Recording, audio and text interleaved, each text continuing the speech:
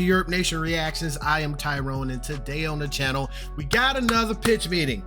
This time it is Trapped. M. Night Shyamalan's Trapped.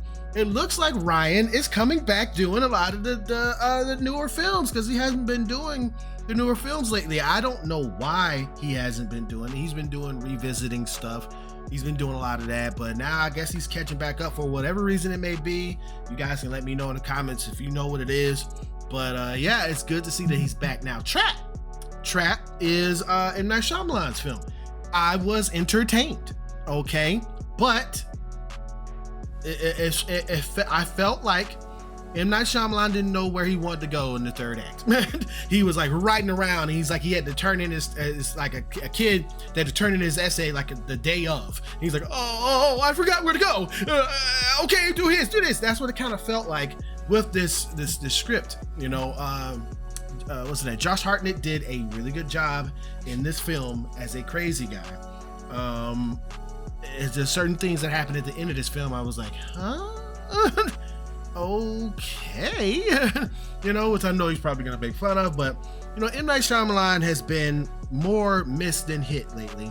I did not like Old at all. I liked Knocked at the Cabin, but this is an original story from him, and it was good, but the ending could have been better, and he could have wrote it a little bit differently. But this was most definitely a vehicle for his daughter. His daughter's a singer. She's the singer in this film. But yeah, let's go ahead and get into it. I don't want to waste any more time. Let's go, Ryan. So you have a movie for me? Yes, sir, I do. And I've actually been working with M. Night Shyamalan on this script. He's made a good movie. He has, sir. And this is going to be another movie. Amazing. So what's this one about? This one's about showing off his daughter's music. What? Yeah, she's a singer, so a good chunk of the movie is going to be her performing almost entire songs that she herself wrote. I don't know if we could just do that. We might need to have some kind of story revolving around that. Oh, yeah, no, there's a good reason for it. The movie mostly takes place at a huge pop star's concert, so she'll be the pop star. All right, I just want to point out this is Hollywood, all right? People don't just give major career opportunities to family members. Obviously, I know that, sir, but there's a first time for everything. I guess you're right. If she's a good singer, why not have her play the pop star? Exactly, and then also later she'll kind of become the protagonist. Oh, is she a good actress too? That's the part. She's M. Night's daughter. Is that a yes? Fantastic singer. But the acting? So anyway, this serial killer Cooper brings his daughter to a Lady Raven concert and sees that this place is just crawling with cops and FBI. Okay. And this merch seller guy lets him in on a secret that this whole thing's a big old trap because they know this serial killer, the Butcher, will be there. So their plan is risking the lives of like 20,000 innocent people by locking them in a building with a known killer? Yes, but also like every police officer and FBI agent in existence. It doesn't seem like the best use of resources. This whole situation doesn't make a whole lot of sense, but pretty crazy situation, right?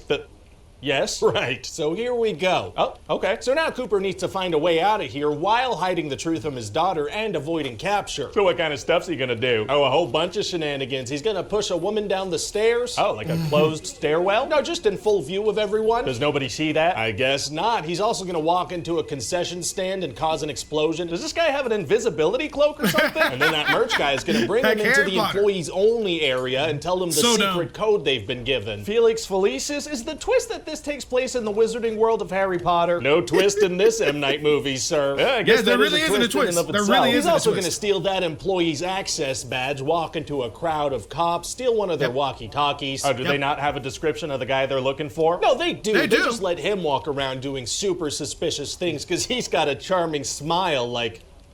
Oh my god. Anyway, eventually Cooper learns that the only way out of this place is through the backstage area. Well, it's gonna be hard for him to get backstage. Actually, it's gonna be super easy. Barely an inconvenience. Oh, really? Yeah, see, he finds out that Lady Raven brings a fan up on stage at every concert, so he walks up to the first guy he sees, and it turns out to be the guy who chooses that fan. Wow, what are the odds of that? 1 in like 20,000, I guess, so he tells this guy that his daughter used to have leukemia, so that he chooses her. Oh. And obviously, since she used to be sick, that means the police officer producers won't check her and Cooper as they're led backstage. Why would they not check a guy who matches the exact description they're looking for? Well, because they figure it'd be impossible for an elusive serial killer to come up with some kind of plan. Being awful at your job is tight. Yeah, so then backstage after the show, he pulls Lady Raven aside for a one-on-one conversation, which is a thing that is allowed to happen. Yes, he just pulls an incredibly famous pop star into a one-on-one conversation backstage at her own concert and reveals that he's the butcher. What? Why? Well, he shows her a live stream of a guy he's kidnapped and says he'll press a button and kill the guy if she doesn't invite him and his daughter into her limo. Oh, very sneaky. Yeah, so she does that and the three of them hop in the limo and drive off. So a pop star just gets into a limo after a show without any security or employees or anything like that? Yes. Oh, you said that pretty confidently, so now I buy it. Great. So he just wants her to drop them off at their car, but she comes up with the clever idea of inviting herself to their house. Why would she do that and not just drop them off and immediately call the police? Because she's leading the investigation now. She is? Yeah, because of this singer/actress's aforementioned parentage. Oh, right. So at the butcher's house, she freaking steals his phone, locks herself in the bathroom, and talks to the kidnapped guy through the stream. What do they talk about? Well, she gets him to describe where he is. So she can call the cops. Nope, so she can live stream to her fans on Instagram and tell them to find him, which they do in a few minutes before Cooper can even get into the bathroom. Well, you know, not everybody can quickly break down a door. It takes a special set of skills. What's this guy's job anyway? Firefighter. Okay, that's like one of the jobs where you would be able to do that. So now a SWAT team's on the way. What's he gonna do now? He's gonna steal one of their SWAT outfits, sneak into the limo, and kidnap Lady Raven. How does he manage that? Well, see, he has a secret tunnel under his house. That's not really an explanation. Oh, that's all you're gonna get. Oh, dang it. So then they're gonna drive up to a huge crowd of her fans, and she manages to get their attention and get out of the limo. Jeez Louise, well, I guess that's it, right? There's no way he can escape a limo while everyone is staring at it. You'd think so, but he manages to slip out and disguise himself as a fan and blend into the crowd. How did he get out of the limo and do a costume change while everyone was watching? I don't know. It was a nice timeline.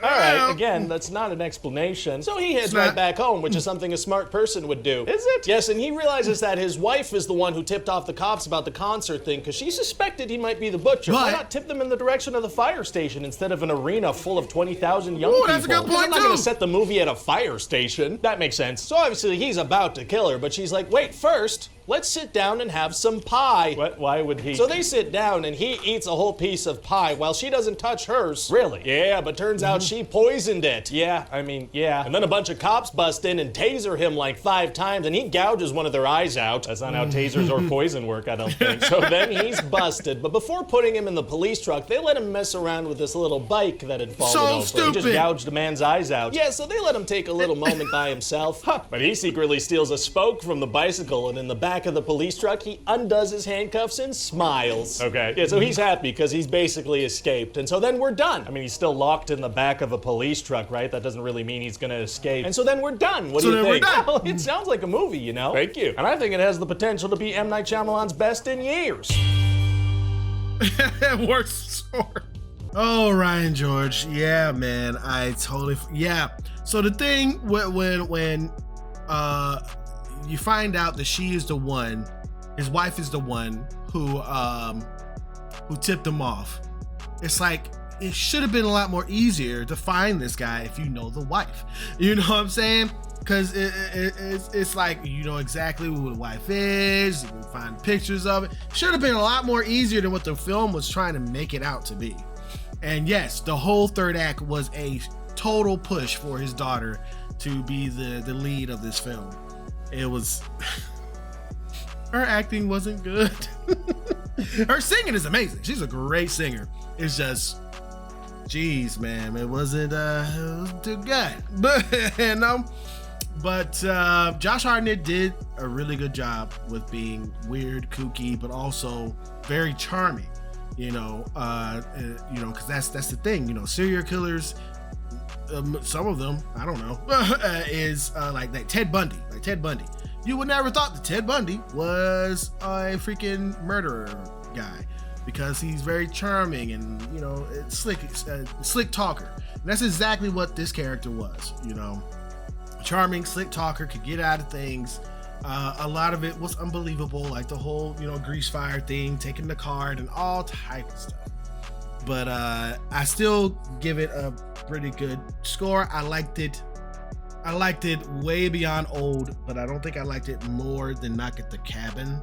Because Knock at the Cabin is more quintessential M. Night Shyamalan, even though that is based on a novel, just like Old was. So, yeah. But yeah, get in the comments and let me know what you thought about this, man. What do you think about Ryan George's spot on stuff as usual? You know, and did you see Trap? Do you like it? How do you rank it in M. Night Shyamalan's catalog? Let me know what you thought. All right. And if you did like my reaction, please hit the thumbs up. It really does help out this channel more than you know. Okay. And if you're new to the channel, please consider hitting that subscribe button. And hit that notification bell to stay up to date with everything I do right here on Your Initial Reactions. Popping up over here is something else that I did. I don't know what it is, but it's a lot of different things I do on this channel. But I do suggest that you watch that and then come on back for another reaction. All right. See you in a little. Peace.